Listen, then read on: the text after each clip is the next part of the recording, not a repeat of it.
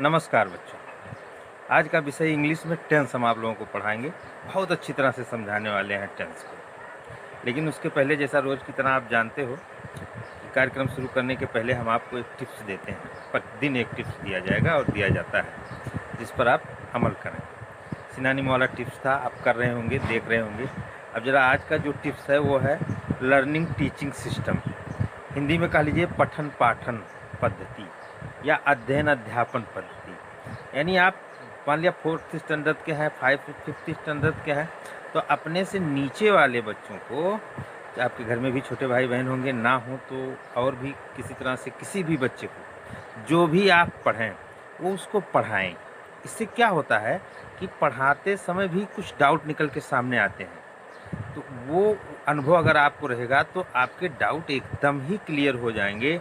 और जब डाउट जितने ज़्यादा क्लियर हो जाएगा, आपका संदेह दूर हो जाएगा, तो आप टॉपर बन ही जाएंगे। अब बात करते हैं, कार्यक्रम की शुरुआत करते हैं टेंस की।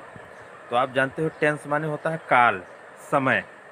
तो kinds of tense, there are 3 kinds of tense: present tense, past tense, future tense. Present tense यानी वर्तमान काल, पास्ट टेंस यानी भूतकाल बीता हुआ समय, और फ्यूचर टेंस यानी भविष्यकाल आने वाला समय। अब मैं आपको एक्टिव पैसिव दोनों में बताते चलूँगा क्या इसका रूल है और कैसे आप आइडेंटिफाई करेंगे। आप जानते हैं 3 तो टेंस हो गया, तीनों के 4 फॉर्मेट होते हैं: indefinite tense, continuous tense, perfect tense, perfect continuous tense.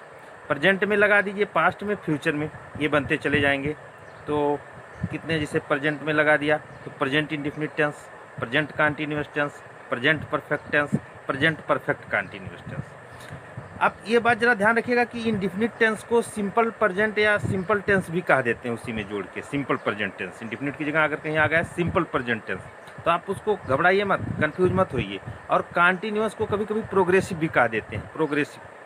तो इससे आपका ध्यान नहीं भटकना चाहिए, यह भी कन्फ्यूजन आपको नहीं रहना चाहिए। और पास्ट में लगा दीजिए तो past indefinite tense, past continuous tense, past perfect tense, past perfect continuous tense. Future में लगा दीजिए तो future indefinite tense, future continuous tense, future perfect tense और फ्यूचर परफेक्ट कंटिन्यूअस टेंस। ये हो गया, 4 हो गया। तो 4 × 3 यानी 12 फॉर्मेट बने। 3 टेंस में 12 फॉर्मेट बने। इन 12 के भी 4 सेंटेंस बन जाएंगे। अफर्मेटिव और पॉजिटिव कह लीजिए, अफर्मेटिव सेंटेंस या positive sentence, negative sentence, interrogative sentence. और हम लोग इंट्रोगेटिव निगेटिव को भी अलग करके पढ़ते हैं। इंट्रोगेटिव को एक ही में पढ़ लिया जाता है, लेकिन हम इंट्रोगेटिव निगेटिव को अलग अलग करके पढ़ते हैं। तो ये इनके 4 फॉर्मेट हो जाते हैं। ये एक्टिव वॉइस में हो जाते हैं, तो ये 48 हो जाते हैं। और जो पैसिव वॉइस होता है, तो जितने भी परफेक्ट कंटिन्यूअस टेंस हैं उनका पैसिव वॉइस नहीं बनता है, और फ्यूचर कंटिन्यूअस टेंस का पैसिव वॉइस नहीं बनता है। तो उनके 4 निकल जाते हैं, यानी 4 × 4 16 निकल जाते हैं, 32 80 सेंटेंस। एक सेंटेंस का 80 सेंटेंस बनाने का मैं कार्यक्रम अपने छोटे बच्चों को, जो हमारे आश्रम में हैं, उनको सिखाते चले जाते हैं 80 सेंटेंस बनाना। आप लोगों को भी बताएंगे, ध्यान से देखते रहिए। तो हम बात करते हैं पहले प्रेजेंट इंडेफिनिट टेंस की। प्रेजेंट इंडेफिनिट टेंस को आप कैसे पहचानोगे? उसकी पहचान यही है, हिंदी में उसके वाक्यों के अंत में ता ती ते आता है। ता है, ती है, ते है, तो है, ऐसा आएगा। और इंग्लिश में आप उसको कैसे आइडेंटिफाई करोगे और क्या उसका बनाने का रूल है? इसके लिए क्या होता है कि आप जानते हो सिंगुलर प्लूरल 2 प्रकार के सब्जेक्ट होते हैं। अब अगर सिंगुलर सब्जेक्ट है तो प्रेजेंट इंडेफिनिट टेंस के अफर्मेटिव सेंटेंस में यानी पॉजिटिव सेंटेंस में फर्स्ट फॉर्म वर्ब में एस या एस जोड़ दिए जाते हैं। अगर सिंगुलर सब्जेक्ट है तो, प्लूरल सब्जेक्ट है तो कुछ भी नहीं जोड़ते हैं, फर्स्ट फॉर्म ही रख देते हैं। जैसे जो उदाहरण आप लिया जा रहा है कि मोहन आम खाता है, तो अब मोहन सिंगुलर सब्जेक्ट है, तो इसके लिए क्या हो जाएगा, ईट है, ईट में एस या एस जोड़ देते हैं। तो यहाँ ईट्स एस जोड़ देंगे तो हो जाएगा मोहन ईट्स मैंगो। अब जब निगेटिव बनाते हैं, निगेटिव का रूल क्या है प्रेजेंट इंडेफिनिट का, डू या डज लगाते हैं। अब सिंगुलर सब्जेक्ट है तो डज लगा देंगे, और प्लूरल सब्जेक्ट है तो डू लगा देंगे। एक चीज़ और याद रखिए, आई, वी, यू, दे, ये क्या वी इसलिए कह रहे हैं हम कि हमारे हिंदी में जो है वो वी को भी हम सिंगुलर मान लेते हैं कभी कभार, हमको भी, हम वी मीन्स हम, तो सिंगुलर फॉर्म में भी आ जाता, यूज होता है। लेकिन ऐसा इंग्लिश में नहीं है। ये तो आई का प्लूरल ही है, बी, जानते ही आप लोग। तो बी के साथ, आई के साथ, दे के साथ, यू के साथ प्लूरल जैसा प्लूरल नेम ही लगेगा, यानी डू ही लगेगा। कोई भी रूल पूरे ग्रामर का इनके साथ प्लूरल का रूल ही लगता है। तो मोहन, अब सिंगुलर है, नेगेटिव बना रहे हैं, मोहन सिंगुलर है तो does not, Mohan does not eat mango. अब डज को बाहर निकाल देंगे, वही हेल्पिंग वर्ब को अगर आप बाहर निकाल देंगे तो क्या हो जाएगा आपका, डज मोहन ईट मैंगो, क्या मोहन आम खाता है। अब जानिए, अगर कहीं लिखा है डज मोहन ईट मैंगो, आप ये जानिए कि प्रेजेंट इंडेफिनिट टेंस का इंट्रोगेटिव सेंटेंस है। इसी प्रकार से interrogative negative, does Mohan not eat mango, क्या मोहन आम नहीं खाता है, ये हो गया प्रेजेंट इंडेफिनिट टेंस का एक्टिव वॉइस। वॉइस दो प्रकार की होती है, वॉइस पर वीडियो बनाएंगे, क्लियर करेंगे। एक्टिव पैसिव दोनों प्रकार से बोली जा सकती है, यानी आप किसी चीज़ को ऑब्जेक्ट को पहले रख करके बोल सकते हैं और सब्जेक्ट को पहले रख करके बोल सकते हैं। तो एक्टिव में सब्जेक्ट पहले है, पैसिव में ऑब्जेक्ट पहले आ जाता है। इसी सेंटेंस को, जैसे मोहन आम खाता है, इसको अगर पैसिव में हम बोलेंगे तो आम मोहन द्वारा खाया जाता है। रूल क्या है, इज आर एम सहायक क्रिया लगेगी और पैसिव वॉइस में हमेशा थर्ड फॉर्म ही लगेगा। एक का आप क्लियर जानिए, पैसिव वॉइस में हमेशा थर्ड फॉर्म ही वर्क का लगेगा। तो आम मोहन द्वारा खाया जाता है, मोहन आम यहाँ सिंगुलर है, अगर आम प्लूरल होता तो उसी के साथ आर लग जाता, आम तो आई के साथ ही लगेगा, लेकिन यहाँ सिंगुलर है। तो mango is eaten by Mohan, mango is not eaten by Mohan, is mango eaten by Mohan, is mango not eaten by Mohan. Present continuous की बात करते हैं। प्रेजेंट कंटिन्यूअस में या प्रोग्रेसिव टेंस भी इसको कह देते हैं, ध्यान रखिएगा। इज आर एम सहायक क्रिया हेल्पिंग वर्ब यूज होती है और उसके साथ में वर्ब का जो आईएनजी फॉर्म होता है वह यूज होता है, यानी वर्ब के फर्स्ट फॉर्म में आईएनजी जोड़ दिए जाते हैं। कुछ उसमें और भी नियम है, उसको आप लोग आगे जानेंगे, देख लीजिएगा। तो फर्स्ट फॉर्म में आईएनजी जोड़ के जो आईएनजी फॉर्म बना लिया जाता है उसको, उसका यूज करते हैं। इसी सेंटेंस को लेते हैं, जैसे चार बना लिया आपने, तो Ram Yeats, Mohan Yeats mango, Mohan does not eat mango, does Mohan eat mango, does Mohan not eat mango. जरा कंटिन्यूअस में आइए तो हिंदी में इसके वाक्य के अंत में रहा है, रही है, ऐसा करके आएगा, रहे हैं। तो अब जरा इसी सेंटेंस को बनाइए तो बन जाएगा मोहन आम खा रहा है। ये पॉजिटिव या अफर्मेटिव का लीजिए, ये सेंटेंस बन गया मोहन आम खा रहा। तो मोहन इज, और मैंने कहा वर्ब की I N G form eating, Mohan is eating mango. Negative बनाना Mohan is not eating mango, interrogative बनाना is Mohan eating mango, interrogative negative बनाना है तो is Mohan not eating mango. है ना सिंपल, बहुत सिंपली आप इसको, अभी मैं 80 सेंटेंस एक्टिव पैसिव दोनों साथ में लेकर के चलूँगा। अब इसी का अगर पैसिव बनाना हो तो पैसिव बनाना हो तो पैसिव में क्या होता है, कोई काम किसी के द्वारा किया जाता है, दो ही वॉइस होती है। वॉइस के वीडियो में आपको ये क्लियर हो जाएगा, अभी मैं इसको विषय को लेकर के चल रहा हूँ। तो जैसे यही बात, मोहन आम खाता है, ये तो एक्टिव वॉइस हो गया, और आम मोहन के द्वारा खाया जाता है तो ये पैसिव वॉइस हो गया। तो यहाँ पर क्या करते हैं, एक चीज़ आप जान लीजिए, पैसिव वॉइस बनाते समय हमेशा वर्ब की थर्ड फॉर्म ही यूज होगी, कभी भी इसके बारे में आप कंफ्यूज मत होइए, वर्ब की थर्ड फॉर्म ही यूज होगी। तो जैसे आम मोहन के द्वारा खाया जाता है तो इज आर एम ही यहाँ लगेगा, यहाँ helping verb is are am लगेगा प्लस थर्ड फॉर्म लग जाएगा, वर्ब की थर्ड फॉर्म लग जाएगा। तो mango is eaten by Mohan, mango is not eaten by Mohan, negative बन गया, is mango eaten by Mohan, is mango not eaten by Mohan. कितना सिंपल है। आगे बढ़ते हैं, कंटिन्यूअस की जैसे बात कर रहे हैं, तो अगर आम, मैंने बताया ना पहले कि मोहन आम खा रहा है, मोहन इज ईटिंग मैंगो। अब इसको अगर पैसिव में आपको बोलना है तो आम मोहन के द्वारा खाया जा रहा है, तो यहाँ पर क्या करना, इज के आगे या जैसा हो, इज आर एम जैसा प्रयोग हो रहा हो, उसकी is are am plus being कर दीजिए।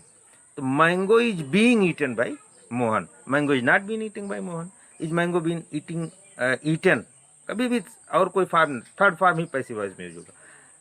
Is mango being eaten by Mohan, is mango not being eaten by Mohan. Perfect, present perfect की बात कर लेते हैं। परफेक्ट में हम क्या करते हैं कि प्रेजेंट परफेक्ट का जो हेल्पिंग वर्ब है वो हैज या हैव है। अब वहाँ सिंगुलर के साथ हैज और बाकी के साथ हैव, लेकिन ध्यान रखिए हमेशा आई, वी, यू, दे, ये सब प्लूरल, इनके साथ हैव ही यूज होगा, कभी हैज नहीं होगा। बात हम कर रहे हैं अपने एक सेंटेंस ही लेकर के चल रहे हैं, और हिंदी में क्या होगा कि लास्ट में चुका है, चुकी है, यानी काम खत्म हो गया है पूरी तरह से। जैसे आप देखिए परफेक्ट काम खत्म हो गया है। तो अब आप जैसे इसी सेंटेंस को बनाइए, मोहन आम खा चुका है, तो मोहन आम खा चुका है, तो अब मोहन सिंगुलर है आ जाएगा, और थर्ड फॉर्म परफेक्ट में हमेशा किसी भी परफेक्ट में, प्रेजेंट परफेक्ट हो, पास्ट परफेक्ट हो, फ्यूचर परफेक्ट हो, थर्ड फॉर्म यूज करते हैं। तो Mohan has eaten mango, Mohan has eaten mango, negative बना लीजिए, Mohan has not eaten mango, has Mohan eaten mango, has Mohan not eaten mango. अब इसको अगर आपको पैसिव वॉइस में बोलना है तो पैसिव वॉइस में आम मोहन द्वारा खाया जा चुका है, कुछ नहीं करते हैं, सिर्फ उसी सहायक क्रिया जो भी लगी है या हैव जो भी लगा है।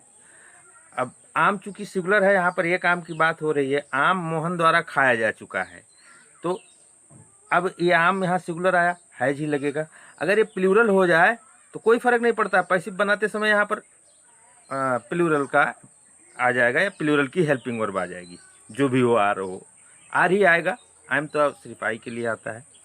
तो mango has been eaten by Mohan, mango has not been, been और हैज के बीच में ही नॉट लगाइए, mango has not been eaten by Mohan, और मैंगो हैज, अब इसको इंट्रोगेटिव बना लीजिए, तो वही हैज बाहर कर लीजिए, हेल्पिंग वर्ब बाहर हो जाएगी। अभी डू डज बाहर हुआ, फिर जो है यहाँ पर इज आर एम बाहर हुआ, और परफेक्ट में हैज हैव होता है, प्रेजेंट परफेक्ट में तो हैज या हैव बाहर हो जाएगा। तो has mango been eaten by Mohan, has mango not been eaten by Mohan. अब यहाँ पर भी एक कन्फ्यूजन होती है कि जब आपने हेल्पिंग वर्ब बाहर निकाल लिया हैज, और हैज के बाद आपने नॉट लगाया था, तो यहाँ पर ध्यान रखिए हैज के बाद जो सब्जेक्ट क्या यहाँ सब्जेक्ट बन जाता है, लेकिन वो जो है प्रेडिकेट ही,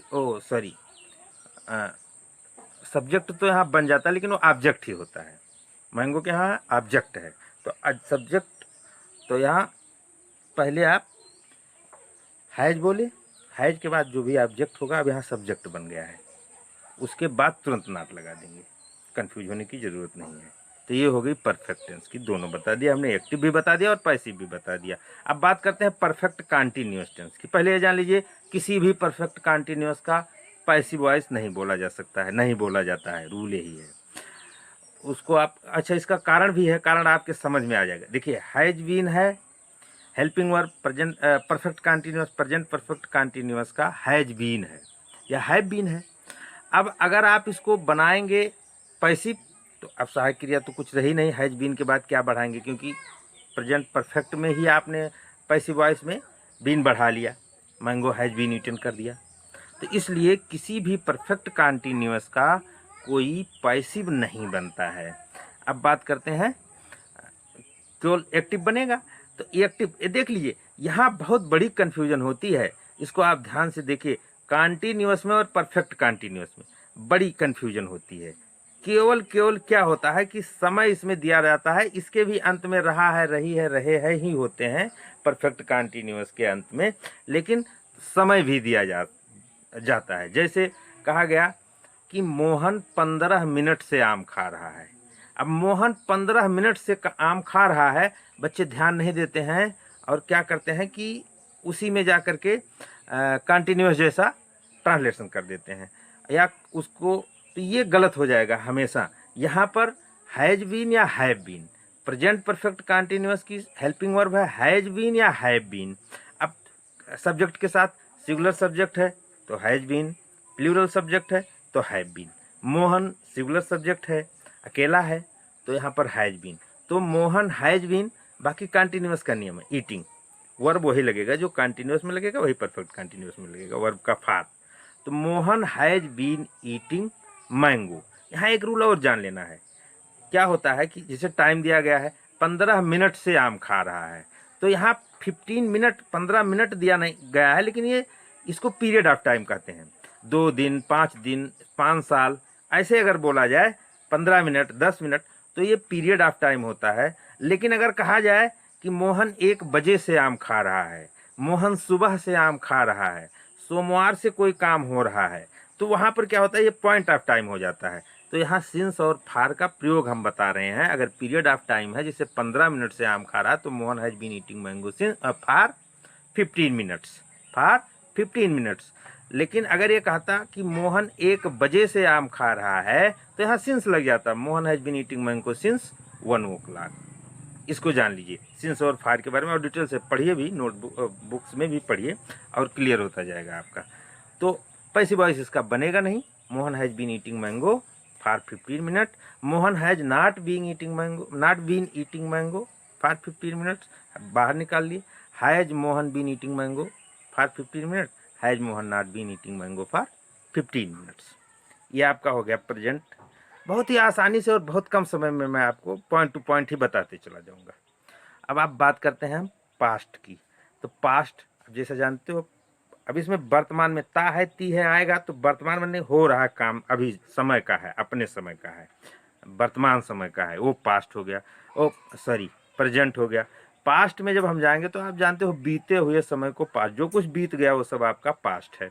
तो वही चीज़ जैसे आप पास्ट इंडेफिनिट में जाओगे तो क्या होता है, या तो आप यहाँ पे 2 चीज़ होती है, इसको ध्यान रखिए, यहाँ भी कन्फ्यूजन होती है। दोनों का एक ही हो जाता है ट्रांसलेशन। जैसे या तो आप कह लीजिए मोहन ने आम खाया, और या तो आप कहिए मोहन आम खाता था। 2 बातें हो गई, मोहन ने आम खाया या मोहन आम खाता था। साधारणतः जनरली दोनों का एक ही ट्रांसलेशन होगा, एक ही तरह से इसको कर दिया जाएगा। इसको ध्यान, यहाँ भी बच्चे कंफ्यूज होते हैं, इसको ध्यान रखने की जरूरत है। तो मोहन ने आम खाया, तो पास्ट इंडेफिनिट वर्ब का जो सेकंड फॉर्म होता है वह सिर्फ पास्ट इंडेफिनिट के पॉजिटिव सेंटेंस यानी अफर्मेटिव सेंटेंस में ही यूज होता है। हिंदी में सकारात्मक वाक्य पास्ट इंडेफिनिट टेंस के पॉजिटिव सेंटेंसेस में या अफर्मेटिव सेंटेंसेस में ही यूज होता है, और कहीं सेकंड फॉर्म का यूज नहीं होता है। तो अब आप निश्चिंत रहिए इसके लिए। अगर सेकंड फॉर्म का कहीं यूज हुआ है तो वैसे ही आप जान जाइए कि ये पास्ट इंडेफिनिट टेंस है।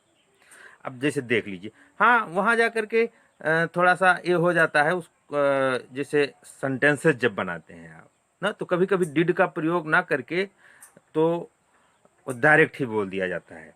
उसको हम बाद में समझा देंगे आपको, अभी आप ऐसे समझते चलिए। सेकंड फॉर्म का यूज हुआ, समझ जाइए पास्ट टेंस का इंडेफिनिट टेंस का पॉजिटिव है, पास्ट इंडेफिनिट टेंस का पॉजिटिव सेंटेंस है, या उसको अफर्मेटिव भी कह सकते हैं आप, सेम है, कोई परेशानी नहीं है। चलिए आगे बढ़ते हैं। तो अब यहाँ पर जैसे मोहन ने आम खाया, तो कुछ नहीं करेंगे, सब्जेक्ट और सब्जेक्ट के साथ वर्ब की सेकंड फॉर्म और आगे ऑब्जेक्ट जो भी है आपका। तो यहाँ सब्जेक्ट क्या है मोहन, ऑब्जेक्ट क्या है मैंगो। तो मोहन ईट का सेकंड फॉर्म एट, ईट एट ईटन ईटिंग ईट्स, ये 5 फॉर्म आपको क्लियर होना चाहिए। तो मोहन एट मैंगो हो गया आपका ट्रांसलेशन। अब इसमें आप ये ना देखिए कि मोहन आम खाता है तो ईज नहीं आया, ये नहीं, कुछ नहीं, मोहन एट मैंगो। अब यहाँ निगेटिव में पास्ट का इंडेफिनिट का पॉजिटिव और निगेटिव और डू डज का प्रयोग प्रेजेंट में, यह सीख ले अगर बच्चा शुरुआत में। ये बहुत दिनों तक थोड़ा कंफ्यूज रहते हैं बच्चे इसमें। अब जरा देखिए आप कि जैसे ही आप अफर्मेटिव, ये तो हो गया मोहन एट मैंगो, और अगर आप इसको बनाएंगे निगेटिव तो यहाँ पर डिड का प्रयोग हो जाएगा। पास्ट इंडेफिनिट टेंस की सहायक क्रिया डिड है, हेल्पिंग वर्ब क्या है, डिड का प्रयोग हो जाएगा। तो लेकिन जैसे ही डिड का प्रयोग होगा तैसे ही सेकंड फॉर्म अब नहीं आएगा, अब फर्स्ट फॉर्म ही आएगा। हमेशा याद रखिए डिड के साथ वर्ब का फर्स्ट फॉर्म ही आएगा, कभी भी कंफ्यूज मत होइए। सेकंड फॉर्म केवल और केवल पास्ट इंडेफिनिट के अफर्मेटिव सेंटेंसेस में यूज होता है, कभी कभार इंट्रोगेटिव सेंटेंसेस में यूज होता है, तो वो हम आपको आगे समझाएंगे। अब देखिए जैसे मोहन ने आम खाया, मोहन एट मैंगो। अब मोहन ने आम नहीं खाया या मोहन आम नहीं खाता था, दोनों समझे रहिए। मोहन आम नहीं खाता था तो क्या हो गया, Mohan did not eat mango. अब यहाँ फर्स्ट फॉर्म आ गया, Mohan did not eat mango. Interrogative बनाना है, वही रूल है, हेल्पिंग वर्ब जो डिड है उसको बाहर कर दीजिए। Did Mohan eat mango, did Mohan not eat mango, ये हो गया आपका पास्ट इंडेफिनिट टेंस। अब यहाँ पर कोई डू डज जैसा नहीं, केवल डिड सिंगुलर के साथ प्लूरल के साथ चाहे जैसा सब्जेक्ट हो डिड ही प्रयोग होगा। पैसिव की बात कर लेते हैं। जब इसका हम पैसिव वर्ब बनाएंगे तो क्या हो जाएगा, आम मोहन के द्वारा खाया जाता था। कुछ नहीं, आप प्रेजेंट इंडेफिनिट टेंस में क्या किया था, आपने इज के बाद वर्ब का थर्ड फॉर्म लगा दिया था, और यहाँ क्या करना, वाज या वर जो भी होगा, जो हेल्पिंग वर्ब पास्ट कंटिन्यूअस की है वाज वर, वो present continuous present indefinite passive में यूज हो जाएगा। पैसिव में ध्यान दीजिएगा, प्रेजेंट इंडेफिनिट के पैसिव में सहायक क्रिया यूज हो जाएगी जो एक्टिव में कंटिन्यूअस में है। तो यहाँ पर क्या हो जाएगा कि आम मोहन द्वारा खाया जाता था या आम मोहन द्वारा खाया गया, तो मैंगो वाज, सिंगुलर है मैंगो, वाज होगा, वर नहीं होगा। Mango was eaten by Mohan, mango was not eaten by Mohan, was mango eaten by Mohan, was mango not eaten by Mohan. 4 इसका भी बन गया। बात करते हैं पास्ट कंटिन्यूअस टेंस की। पास्ट कंटिन्यूअस में सेम कुछ नहीं करना है, आईएनजी फॉर्म लगेगा, हेल्पिंग वर्ब वाज या वर हो जाएगी। बात रहा था, रही थी, रहे थे, कंटिन्यू कुछ काम हो रहा है। जैसे मोहन आम खा रहा था, तो मोहन आम खा रहा था, Mohan was eating mango, Mohan was eating mango, Mohan was not eating mango, was Mohan eating mango, was Mohan not eating mango. यानी वाज और वर आएगा, प्लूरल के साथ वर, सिंगुलर के साथ वाज, और आईएनजी फॉर्म। सभी कंटिन्यूअस में आईएनजी फॉर्म ही लगता है। कंटिन्यूअस में प्रेजेंट कंटिन्यूअस हो, पास्ट कंटिन्यूअस हो, फ्यूचर कंटिन्यूअस हो या परफेक्ट कंटिन्यूअस हो, तीनों में क्या यूज होता है, वर्ब का आईएनजी फॉर्म ही यूज होता है एक्टिव में। और पैसिव में आप जानते हो, पैसिव वॉइस में सभी में थर्ड फॉर्म ही यूज होता है। कितना आसान है। आगे बढ़ते हैं। तो ये आपको हो गया पास्ट कंटिन्यूअस, दोनों हो गया, एक्टिव वॉइस भी, पैसिव वॉइस भी। अब परफेक्ट की बात करते हैं, पास्ट परफेक्ट की। पास्ट परफेक्ट की हेल्पिंग वर्ब है हैड, और आप जानते हो किसी भी परफेक्ट टेंस में वर्ब का थर्ड फॉर्म ही लगता है, थर्ड फॉर्म ही लगता है। तो जैसे कहा गया कि अब इसी एक ही सेंटेंस को लेते हैं, तो यहाँ पर क्या होगा, चुका था, चुकी थी, यानी काम खत्म। प्रेजेंट का परफेक्ट में क्या हो, चुका है, चुकी है आया था, आम खा चुका है, यहाँ क्या चुका था आएगा। तो मोहन आम खा चुका था, तो मोहन आम खा चुका था, हैड है इसकी हेल्प में, Mohan had eaten mango, Mohan had not eaten mango, had Mohan eaten mango, had Mohan not eaten mango. अब जरा इसको पैसिव भी बना लीजिए।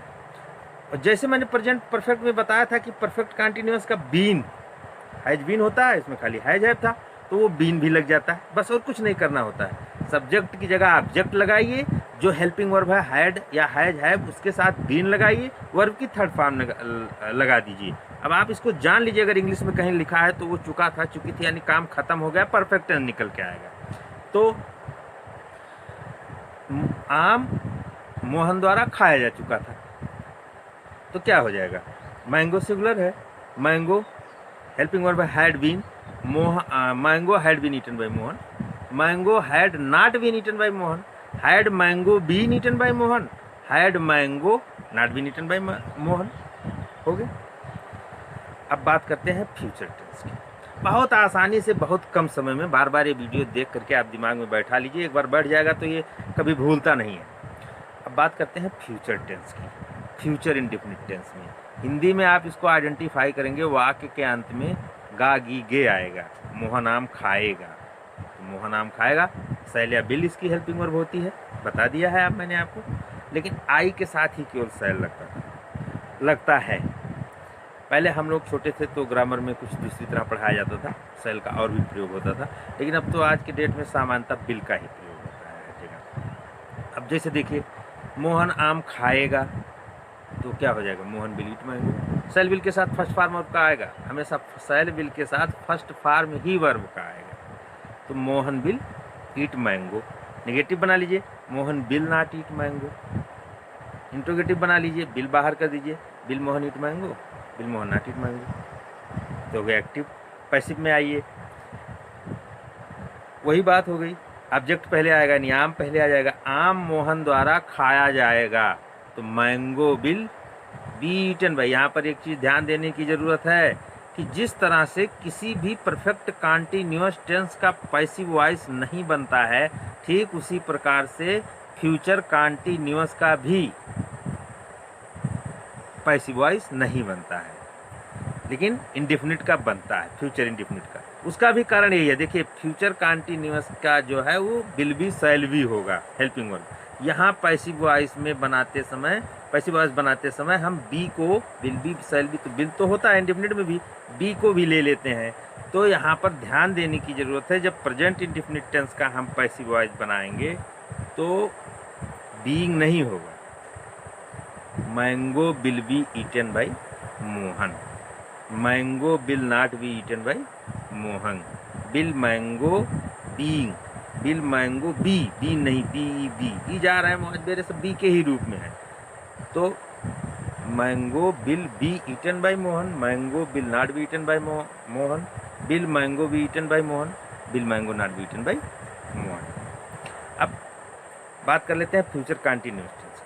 फ्यूचर कंटिन्यूअस टेंस का केवल एक्टिव वॉइस बनेगा, तो यहाँ पर रहा होगा, रही होगी, रहा होगा, और विल बी के साथ कंटिन्यूअस है तो वर्ब का आईएनजी फॉर्म ही लगेगा, लेकिन विल भी लग जाएगा या शैल भी लग जाएगा, आई के साथ शैल भी लग जाएगा, बाकी सब के साथ कोई भी सब्जेक्ट हो विल भी लग जाएगा। बात उसी जो सेंटेंस लिया है उसी पर हमें 80 बना करके आपको बताना है, और मन में ही बना करके उसको बोल देना है, एक तरफ से बोलते हुए चले जाना है, एक्टिव भी पैसिव भी, आपके 80 सेंटेंस हो जाएंगे। वैसे बच्चे तो हमारे यहाँ तो एक बच्चा 1024 सेंटेंस बोल देता था उसी पर, टेंस पर ही, एक्टिव पैसिव मिला करके। तो आप भी कोशिश कीजिए ज़्यादा से ज़्यादा कि कितने सेंटेंस आप बोल सकते हैं, एक ही सब्जेक्ट लीजिए, एक ही सेंटेंस लीजिए, उसी पर विभिन्न टेंस में, विभिन्न फॉर्मेट में आप कितने सेंटेंस बोल सकते हैं, अपने मन में ये बात चलाते रहिए, बहुत आसानी से और बहुत जल्दी, बिना इधर उधर की बात किए सीधे पॉइंट पे आइए, पढ़िए और दिल खोल के पढ़िए, कभी भी मन दबा करके मत पढ़िए। एक बात याद रखिए, हमेशा भी शेर की तरह रहिए, और शेर, पढ़ाई का शेर कौन है? जो 100% नंबर ला दे, वही तो पढ़ाई का शेर है। चलिए बात कर रहे थे हम फ्यूचर कंटिन्यूअस की, तो Mohan will be eating mango, Mohan will not be eating mango, will Mohan be eating mango, will Mohan not be eating mango, passive voice बनेगा नहीं। अब बात कर लेते हैं फ्यूचर परफेक्ट टेंस की। तो फ्यूचर परफेक्ट टेंस का हेल्पिंग वर्ब या तो शैल हैव होगा या विल हैव होगा। आई के साथ शैल हैव होगा, बाकी सब के साथ विल हैव होगा। जो हिंदी में इसका पहचान होगा तो चुका होगा, चुका होगी, ऐसे करके आएगा। जैसे मोहन आम खा चुका होगा, मोहन आम खा चुका होगा, उसमें क्या था? मोहन आम खा रहा होगा, इसमें क्या है? मोहन आम खा चुका होगा। तो आपको क्या करना है? मोहन विल हैव, परफेक्ट में आप जानते हो वर्ब का कौन सा फॉर्म लगता है? थर्ड फॉर्म ही लगता है। तो Mohan will have eaten mango, Mohan will not have eaten mango. अब will Mohan have eaten mango, will Mohan not have eaten mango, हो गया। पैसिव वॉइस इसका बनेगा परफेक्ट। तो आम मोहन के द्वारा खाया जा चुका होगा, ठीक जैसे रूल प्रेजेंट परफेक्ट का है, पास्ट परफेक्ट का है, वैसे ही इसका भी है। थर्ड फॉर्म ही लगना है, बीन बढ़ा देना है। तो क्या हो जाएगा? Mango will have been eaten by Mohan, mango will not have been eaten by Mohan, will mango have been eaten by Mohan, will mango not have been eaten by Mohan. ये हो गया आपका पैसिव वॉइस। अब बात कर लेते हैं फ्यूचर परफेक्ट कंटिन्यूअस टेंस की। आप जानते हो पैसिव वॉइस इसका भी नहीं बनेगा किसी भी, याद रखिए हमेशा 4 का पैसिव वॉइस नहीं बनता है, एक प्रेजेंट कंटिन्यूअस का और तीनों ही प्रेजेंट परफेक्ट कंटिन्यूअस का, तीनों ही परफेक्ट कंटिन्यूअस का, present perfect continuous tense, past perfect continuous tense, future perfect continuous tense और फ्यूचर कंटिन्यूअस टेंस, इन चारों का पैसिव नहीं बनेगा। तो 48 बन जाते हैं, 48 सेंटेंस, 48 फॉर्मेट हो जाते हैं टेंस के एक्टिव वॉइस के, और 32 हो जाते हैं, वो 4 कट जाते हैं, 16 निकल जाते हैं, तो 32 बचते हैं। तो ये 80 एक सेंटेंस बन जाता है। अब हमारे यहाँ है तो बच्चे सब लोग एक दूसरे के 80 बनाना आ गया, ये ऐसे पूछते हैं। हम तो ऐसा करते हैं कि एक किनारे से 80 बनवाते चला जाते हैं, उस समय उनको टेंस हम काइंड भी नहीं बताते हैं कि कौन सा टेंस है। जब वो एक महीने में, छोटे छोटे बच्चे एक महीने में वो सीख जाते हैं 80 बनाना, फिर हम उनको बता देते हैं कि ये कौन सा टेंस है, ये कौन सा टेंस है, इसमें क्या है, ऐसे ही। तो ऐसा आप भी कर सकते हो। और जो मैंने ट्रिक बताया या टिप्स बताया आपको अध्ययन अध्यापन वाला, पढ़ाइए भी किसी को, दूसरे बच्चे को बताइए, 80 बनवाइए उससे कि 80 सेंटेंस आप बना के दो एक सेंटेंस का। देखिए बहुत मज़ा आएगा और बहुत जल्दी आप सीख जाएंगे। बाकी मैं स्पोकन पे भी लेकर के वीडियो आऊँगा, आसानी से कैसे कोई भी इंग्लिश बोल सकता है। लेकिन अभी बात कर लेते हैं फ्यूचर परफेक्ट कंटीन्यूअस टेंस की। बात वही है कि इसमें रहा होगा, रही होगा तो रहेगा, लेकिन एक समय भी दिया होगा। जैसे मोहन 15 मिनट से आम खा रहा होगा। अब यहाँ मोहन आम खा रहा होगा, बिल बी वाला कॉन्सेप्ट यहाँ पर ध्यान रखिए। बहुत बच्चे कंफ्यूज होते हैं, मैं रोज कापियाँ जांचता हूँ, देखता हूँ ये कंफ्यूजन बच्चों की। ध्यान दीजिए, जैसे ही समय आ गया, सुबह से, शाम से, दोपहर से, 1988 से, 2002 से, जैसे ही समय आ गया तैसे वह टेंस कंटीन्यूअस नहीं रह जाता है, परफेक्ट कंटीन्यूअस हो जाता है, क्योंकि उसमें कुछ काम हो भी चुका होता है और कुछ काम कंटिन्यू हो भी रहा होता है। तो मोहन, जैसे कह रहा मोहन 15 मिनट से आम खा रहा होगा, इसका मतलब होगा कि कुछ खा भी चुका होगा और कुछ खा रहा होगा, तो परफेक्ट भी हो गया, कंटिन्यूअस भी हो गया। अब बहुत आसानी से समझ में आ जाता है। अब इसको आप देखिए, इसका रूल क्या है बनाने का। हिंदी में तो आप पहचान जाएंगे, समय दिया रहेगा, रहा होगा, रही होगी, साथ भी लास्ट में आएगा। अब इसका रूल क्या है बनाने का, बिल्कुल बहुत साधारण सा रूल है। क्या करना है आपको, शैल हैव बीन या विल हैव बीन लगा देना है।